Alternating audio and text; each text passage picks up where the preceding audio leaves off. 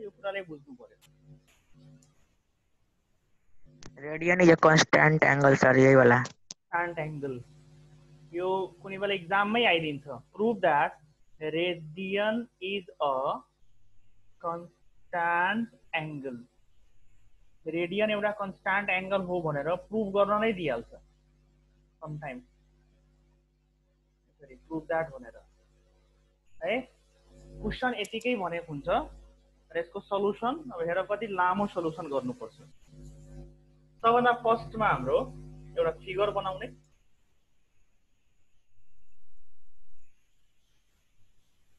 एउटा सर्कल बनाउने। अब यो सर्कलको बीचमा सेन्टर अनि यो ओ भनेको सेन्टर, यहाँ ए र यो C, AC is the diameter. यहाँ ओ देखि लिएर ए सम्म रेडियस भनिन्छ आर।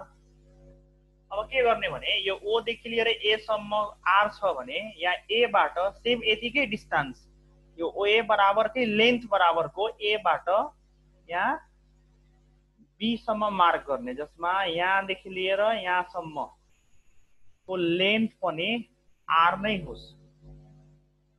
ओके, अब यो भाग यो पोर्सन र यो पोर्सन इक्वल हुन्छ। त्यसपछि ओ र बी डिनोट जोड दिने, यो पनि आरै हुन जान्छ किनभने ओए पनि रेडियस हो, ओबी पनि रेडियस हो। त रेडियस रेडियस इक्वल हुन्छ, यो पनि आर यो पनि आर र यो पनि आर, तिनटै आर नै हुन जान्छ। अब हाम्रो 1 रेडियन भनेर बताएको थिएँ सुरुकै दिनमा। 1 रेडियन को डेफिनेसनले के भन्छ भने 1 रेडियन भनेको यस्तो एउटा सेन्ट्रल एंगल हो जुन त्यो सेन्ट्रल एंगल जति रेडियस छ त्यति रेडियसकै बराबरमा यदि करेस्पोन्डिङ आर्क इक्वल छ भने रेडियससँग, त यो एंगललाई 1 रेडियन भनिन्छ। 1 रेडियनको डेफिनेसनमै छ है। अब यही कुरालाई अब लेख्ने। ओके, ड्रो अ सर्कल, एउटा सर्कल ड्रो गर्यौं विथ सेन्टर ओ, जसको सेन्टर ओ होस् एन्ड जसको रेडियस ओए, हामी ओए लाई रेडियस लिएका छौं।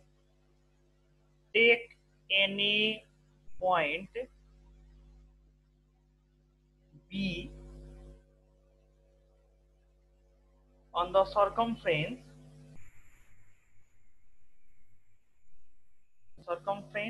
such that, circumference भनेको यो पुरा घेरालाई circumference भनिन्छ। सर्कलको बाउन्ड्री लाइनलाई circumference भनिन्छ। यो circumference मा कतै बी भन्ने पॉइंट लिने, such that आर्क एबी है, यो आर्क एबी, यहाँ एबी अलिकति टेढो भएकोले यहाँदेखि यहाँसम्मलाई यसलाई आर्क भनिन्छ। टेढो लाइनलाई ARC arc. Arc AB is equal to यो एबी जुन छ यो आर्क एबी हाम्रो रेडियससँग इक्वल हुन्छ। Is equal to radius OA, radius OA सँग इक्वल हुनु पर्यो। त्यसपछि जोइन गर्छौं हामी, जोइन बीओ, यो बी र ओ जोइन गरिदिएका छौं। देन त्यसो भए angle Sir, after circumference, what is that?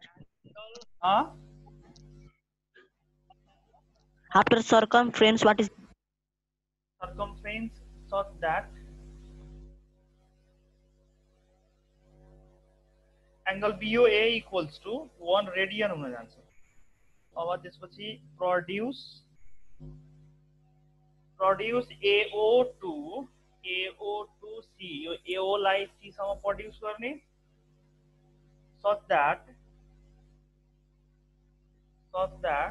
CA is a diameter, जसमा CA हाम्रो डायमिटर हुन जान्छ। C देखि लिएर A सम्मको लेन्थ एउटा डायमिटर होस्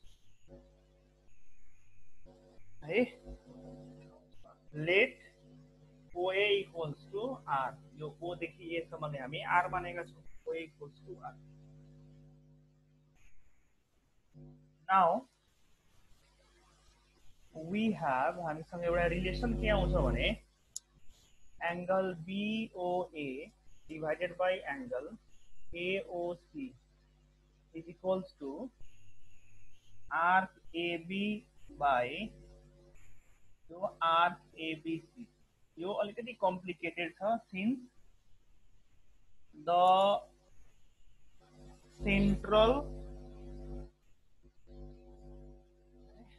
angle the central angles are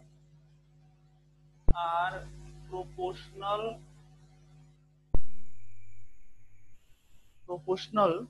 to the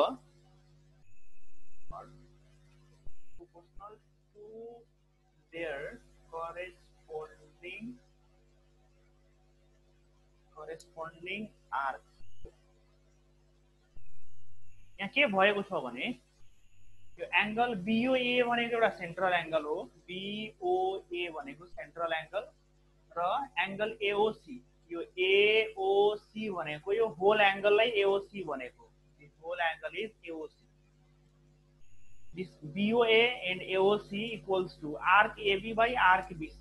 यो एंगल को करेस्पोन्डिङ आर्क हाम्रो यो आर्क AB र एंगल AOC को यो AOC को करेस्पोन्डिङ आर्क भनेको यहाँ A देखि लिएर ABC सम्म करेस्पोन्डिङ आर्क ABC यो दुवै इक्वल हुन्छ भन्नाले यो प्रोपोर्सनल मा हुन्छ।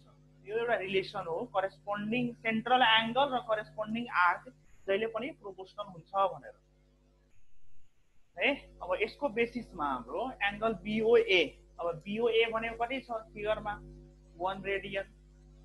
एंगल AOC भनेको राम्ररी हेर त एंगल AOC भनेको एउटा स्ट्रेट एंगल हो। स्ट्रेट एंगल कति हुन्छ 180 डिग्री को। ओके आर्क AB यो आर्क AB भनेको A देखि लिएर B सम्म यो आर्कलाई स्मल r ले डिनोट गरेका छौं रेडियस सँग इक्वल छ। र आर्क ABC भनेको this is the arc ABC जुन छ यहाँ ABC भनेको यो यहाँ देखि लिएर यहाँ सम्मको लेन्थलाई ABC यो टोटल कति हुन्छ सर्कमफ्रेन्स टोटल 2πr हुन्छ हैन। यहाँ ABC देखि लिएर फेरि यहाँ सम्म आयो भने यो लेन्थ πr हुन्छ। यहाँ देखि लिएर यो यहाँ सम्म πr र यहाँ देखि लिएर यो पनि यहाँ सम्म यो πr नै हुन्छ। πr र πr जोडिदिन्छौ भने टोटल सर्कमफ्रेन्स हाम्रो कति हुन जान्छ त 2πr। ठीक छ त यो त हाफ मात्रै छ। ABC आर्क भनेको हाफ मात्रै हो यो πr मात्रै हुन्छ। This is πr। यो r र r लाई कटाइदेऊ माथि 1 बाँकी छ और यो 1 रेडियन यो 180 डिग्री तल डिवाइड मा छ माथि पठाइदिन्छौ भने मल्टिप्लाई मा जान्छ 180 डिग्री डिवाइडेड बाइ पाई हुन जान्छ। अब हामी के लेख्छौं सिन्स यो 180 डिग्री 180 डिग्री या एकचोटि अझ और यो 1 रेडियन छ यसलाई रेडियन लेखिदेऊ खाली रेडियन किनभने 1 रेडियन र यो पनि त 1 रेडियन हो नि यही छैन भने 1 रेडियन लेख्न मिल्छ हामीले। Radian equals to 180 degree divided by pi आयो। अब यहाँ लेख्छौं हामी सिन्स यो 180 डिग्री एन्ड पाई 180 डिग्री तिमी नेपालको 180 डिग्री हेर्छौ भने एउटा स्ट्रेट एंगल हुन्छ। अमेरिकामा पनि 180 डिग्री हेर्छौ भने त्यहाँ पनि एउटा स्ट्रेट एंगल नै हुन्छ। राइट एंगल नेपालमा 90 डिग्री अमेरिकामा पनि 90 डिग्री नै हुन्छ। इट मिन्स यो 180 डिग्री भनेको एउटा फिक्स भ्यालु हो र फिक्स भ्यालुलाई कन्स्ट्यान्ट भनिन्छ। अर्को पाई तिमी पाईको भ्यालु नेपालमा 22/7 हुन्छ भने अमेरिकामा पनि 22/7 नै हुन्छ। दुवै भ्यालु सेम छ भने यो एउटा फिक्स भ्यालु भयो र फिक्स भ्यालु भनेको पाई पनि एउटा कन्स्ट्यान्ट नै हो। र सिन्स 180 डिग्री एन्ड पाई यो दुवै भनेको बोथ आर कन्स्ट्यान्ट। दुवै के हो त कन्स्ट्यान्ट क्वान्टिटी है कन्स्ट्यान्ट क्वान्टिटी भएकोले अब हेन्स त्यही भएर यो जुन रेडियन छ हाम्रो यो radian is a constant angle भन्छौँ। त्यही भएर हाम्रो यो रेडियन भनेको के हो एउटा कन्स्टान्ट एंगल हो, किनभने दुवै भ्यालु कन्स्टान्ट नै आयो है। यो अलिकति कम्प्लिकेटेड छ, सबै कुरा इजी हुँदैनन्। क्लास तिमीहरूको अब सिनियरमा आइसकेछौ, केही पोर्सन्सहरू गाह्रो हुँदै जान्छ। ओके, कुनै कन्फ्युजिङ पोर्सन छ भने सोध्न सक्छौ। कुनै कन्फ्युजिङ पार्ट सर त्यताको हेरिरहेको थिएन सर। हेरिरहेको छैन? सर यताको अलिकति कतातिरको? यो सल्युसन गर्नु मिल्दैन सर त्यताको। राइट साइडमा? यस सर। व्हाट्सएप ग्रुपबाट हेरिहाल एकचोटि, त्यहाँ कहीँ क्लियर भयो होला। हेर त।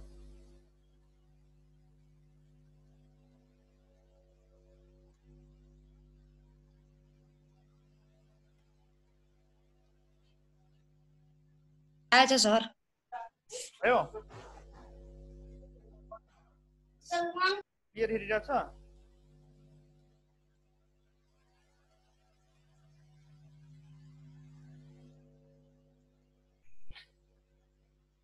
केही सोध्नु छ यसमा? कुनै नबुझेको टर्म्सहरू, कुनै स्टेटमेन्ट्स? यो त यादै गर्नुपर्छ। कस्तो छ ल्याङ्ग्वेजहरू याद गरिहाल्ने। 4 मार्क्समा आउँछ यसको proving. Prove that radian is a constant angle. Sanjay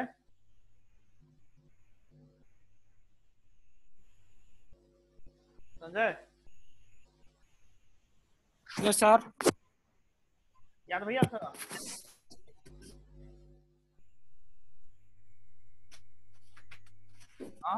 sir याद भइहाल्छ?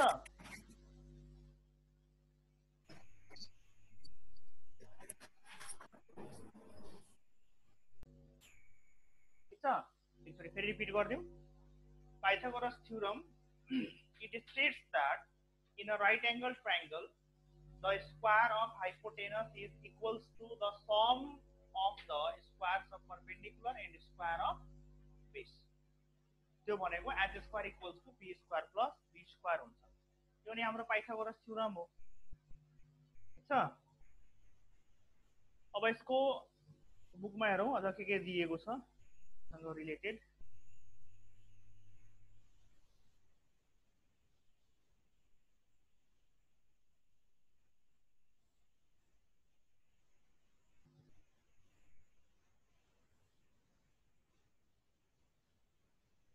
the first page. Okay. Pythagoras भनेर एउटा हाम्रो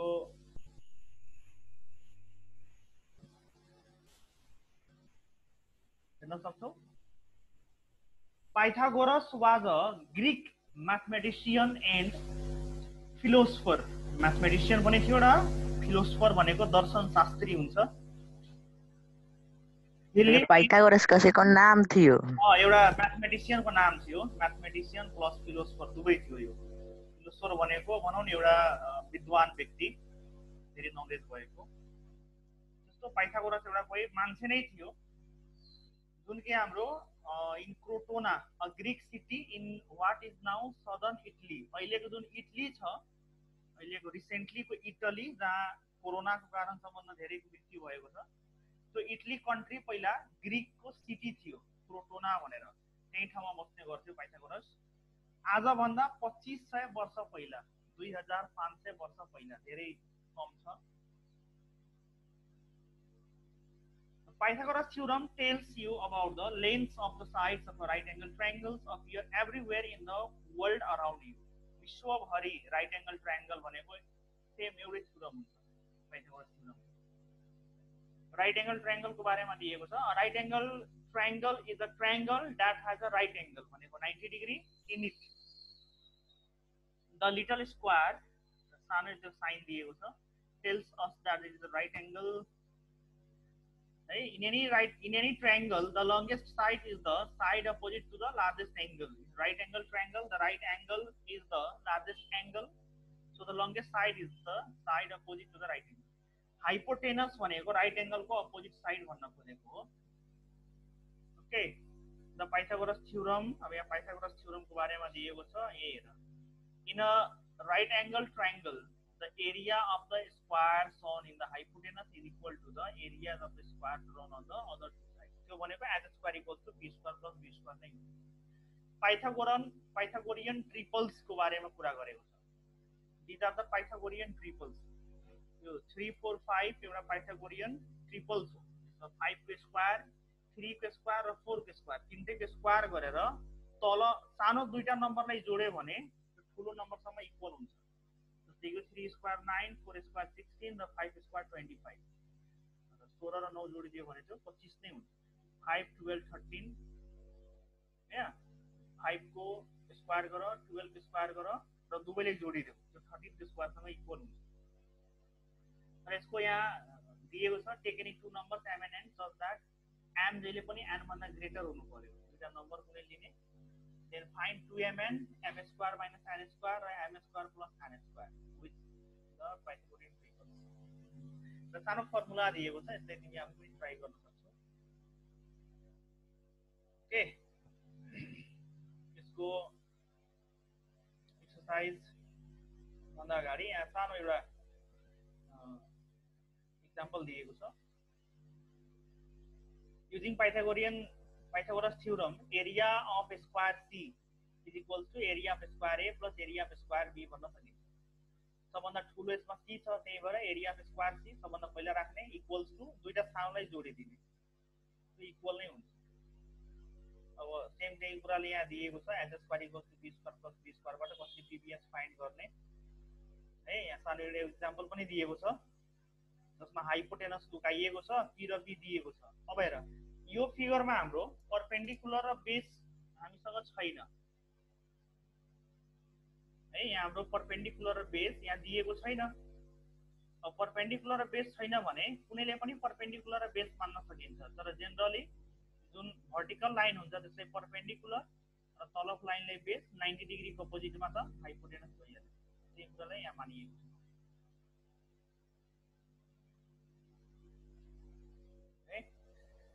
अब PBH छ.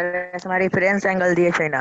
रेफरेन्स एंगल यसमा केसमा रेफरेन्स एंगल नभएको केसमा P र B जसलाई पनि मान्न सकिन्छ है. तर इन जेनरली के गरिन्छ भने जुन भर्टिकल लाइन छ त्यसलाई परपेन्डिकुलर राख. इन जेनरलमा मान्नको लागि तिमी यसलाई पनि P र यसलाई B मान्न सक्छौ. No matter. सो एक्जाम्पलमा केही छ केही बुझाउनु पर्ने यसमा. h equals to root under p square plus b square h निकाल्न भनेको छ. जेनरल क्याल्कुलेसन दिएको सक्छौ है. यसमा एक्सरसाइज यहाँ 1 2 3 4 है सबै यो फिगरमा दिएको छ. त्यो एक्जाम्पल नै हेरेर यो गरिहाल्ने. 8 सम्म त्यस्तै गर्न सक्छौ. र 9 नम्बरको सेकेन्ड एक्जाम्पलमा सजिलो च्याप्टर छ एकदम. एउटालाई h एउटालाई p एउटालाई b मान र अननोन भ्यालुलाई फाइन्ड गर्ने. कसो यो पनि गर्न सक्छौ तिमीहरू. Summary left find the left unknown angle x मानेर यो गरिदिनु.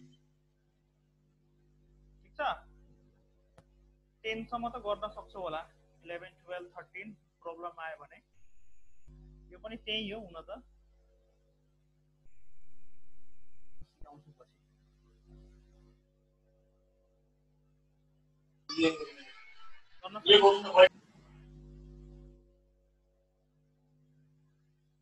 आज कम जना छौ किन होला? लाइन छ उतातिर क्रिस घरमा इन्भर्टर कि लाइन? इन्भर्टर. लाइन छ. लाइन छ सर. लाइन पनि छ. एकछिन अगाडि लाइन पटेको थियो.